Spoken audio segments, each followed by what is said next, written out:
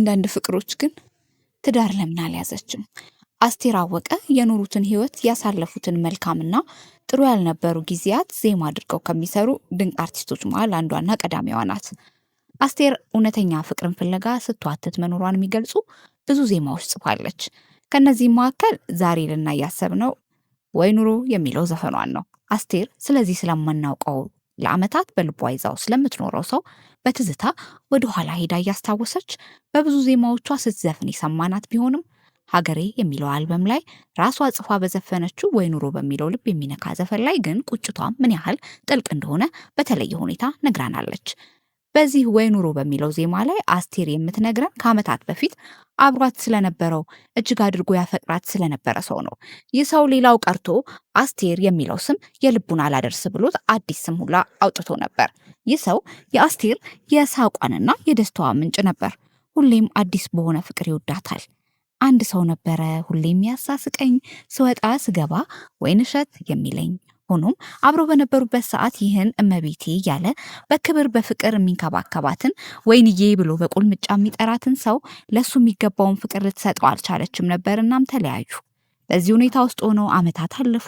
ጊዜው እየሄደ አስቴርም ልብ እየገዛች ስትመጣ ያንን በፍጹም ፍቅርና አክብሮት ወይኔ እያለ በአዲስ የሚጠራትን ያን ሰው መናፈቅ፣ ዳግም ልታገኘው መመኘት ጀመረች። አብሮ በነበሩበት ወቅት የፍቅር ትርጉሙ ተሰውሮባት በወደዳት ልክ ፍቅር አለመስጠቷ ቆጭቷት ምነውም ባገኘሁት እኔም ባፈቀርኩት ትላለች። ይህ መንገደኛ ዘንድሮ ስናፈኩት ባገኘሁትና ወይኑ ብዬ ባልኩት ወይኒ ብሎ ጠርቶ ስም ያወጣልኝን ሄጄ ፈልጋለሁ ባገኘው እንደሆን። ሆኖም ዓመታት ተቀይረዋል እና ፍለጋ የወጣችው ያ ወይኒ ብሎ ከልቡ የሚያፈቅራትን ሰው አልተገኘም።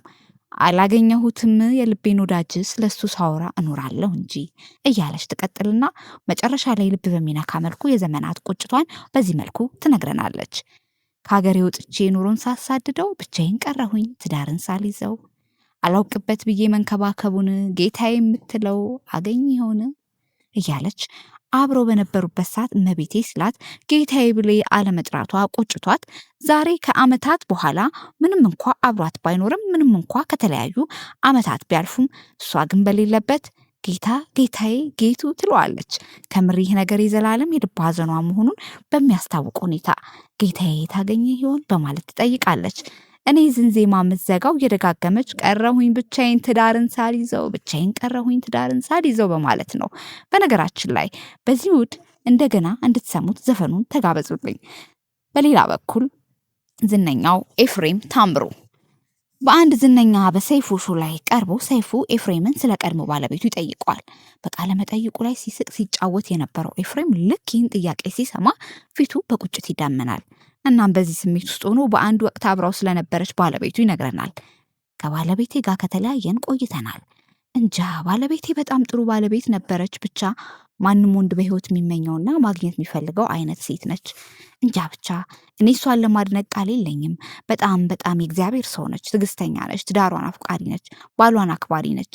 የፍቅር ተምሳሌት ነች። በቃ የባል ዘውድ ነች አለና ያችን ሴት ማጣት የግር እሳት ሆኖበት እንደቆየ በሚያስታውቅ መልኩ በቁጭት ስሜት በረጅሙ ተንፍሶ she was everything for me በጣም ነበር ምንዋደደው።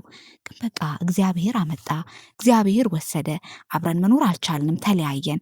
ከዛ በኋላ እሷም ሌላ ህይወት ውስጥ ናት፣ እኔም እንግዲህ ሌላ ህይወት ውስጥ ነኝ።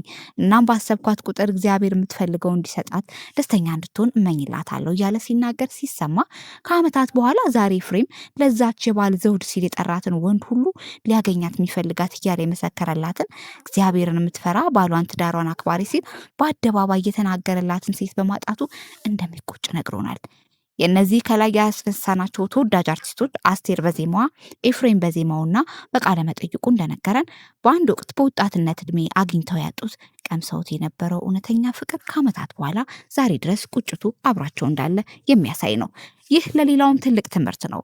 ዛሬ አብራን ያለችው ባለቤታችን ወይ የፍቅር ጓደኛችን በእጃችን ላይ ስላለ ወይ ስላለች ቀላል ነገር ሊመስል ይችላል። ወንድ ብሄድ ወንድ ይተካል ወይም ሴት ብትሄድ ሴት ትመጣለች በሚል ዛሬ በእጃችን ያለችውን ወርቅ በእጅሽ ላይ ያለውን መልካም አፍቃሪ መያዝ ካልቻልን እንዳስቱ ከሄደ በኋላ ጌታዬ እያልን በቁጭትና በትዝታ መብሰልሰል ይመጣል። እንደ ኤፍሬም ከብዙ ዓመት በኋላ ያችን መልካም ሴት እያሰብን በሀሳብ በትዝታ መንጎድ ይከተላል። በእጃችን የያዝነው ወርቅ አንዴ ካመለጠ ሀብትም ዝና ምንም ነገር አይመልሰውምና አብሮን ሳለ ፍቅር እንስጥ እንላለን።